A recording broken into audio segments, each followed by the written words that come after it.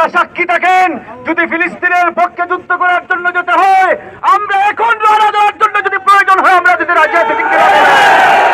আল্লাহর হাবিবের উম্মতদের রক্ষার জন্য যদি আমাদের রক্ত দিয়ে এই জমিনকে লাল করতে হয়, এই জমিনে যদি আমাদের রক্ত পেয়ে আমাদের মুসলমান ভাইদের রক্ত বন্ধ হয়, আমরা সেই রক্ত দিতে রাজি আছি না নয়? আমরা ধিক্কার জানাই সেই জাতিসংঘকে, যেই জাতিসংঘ মুসলমান মানুষের অধিকার নিয়ে কাজ করে, শুধুমাত্র ইহুদি খ্রিস্টানদের অধিকার নিয়ে কাজ করে, মুসলমানদের অধিকার নিয়ে কাজ করার কোন শক্তি তাদের নাই। তারা শুধু ইহুদিদের এজেন্ডা বাস্তবায়ন করে, ঠিক কিনা বলেন? আজকে ওআইসি আমাদের মুসলমান দেশ কোন ওআইসি নাম দিয়ে একত্রিত হয়ে সংস্থা বানিয়েছে, ইহুদি খ্রিস্টানদের দাঁড়ি করছে। আমরা সেই সংস্থা চাই না। আমরা প্রকৃত মুমিন চাই, যারা জিহাদের ময়দানে জীবন দিয়ে নবীর উম্মতদেরকে রক্ষা করবে, ঠিক কিনা বলেন?